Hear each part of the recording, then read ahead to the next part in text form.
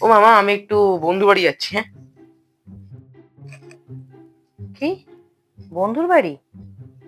হঠাৎ করে বন্ধুর বাড়ি যাচ্ছে কেন?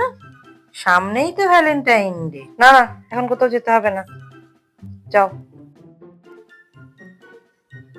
যা বাবা, আচ্ছা ঠিক আছে। A few moments later. ও মা, বলছি 100 টাকা দাও না, কিছু প্রজেক্টের জিনিস কিনতে হবে। 100 টাকা চাইছে কেন? ও, সামনেই তো ভ্যালেন্টাইন ডে, নির্ঘাত কোনো কারোর জন্য গিফট কিনবে। না না, এখন বেরোতে হবে না। ও আমি যখন বেরোবো বলে দিবি কি কি লাগবে, আমি সব এনে দেবো।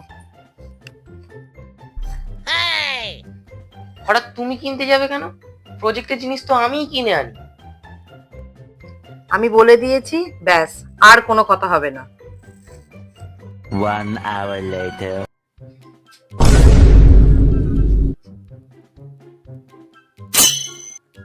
হ্যাঁ, আর বলিস না। একবার এসে বললো কি যে বন্ধুর বাড়ি যাব। আমি বাবা বলে দিয়েছি, আমি বলছি, না এখন কোথাও যেতে হবে না। তারপরে আবার কিছুক্ষণ পরে এসে বলে, মা 100 টাকা দাও, প্রজেক্টের জিনিস কিনতে যাবো। আমি বললাম, না তোকে যেতে হবে না, আমি যখন বেরোবো তখন নিয়ে এসে দেবো। কেন মানে? তুই কি বুঝিস না নাকি?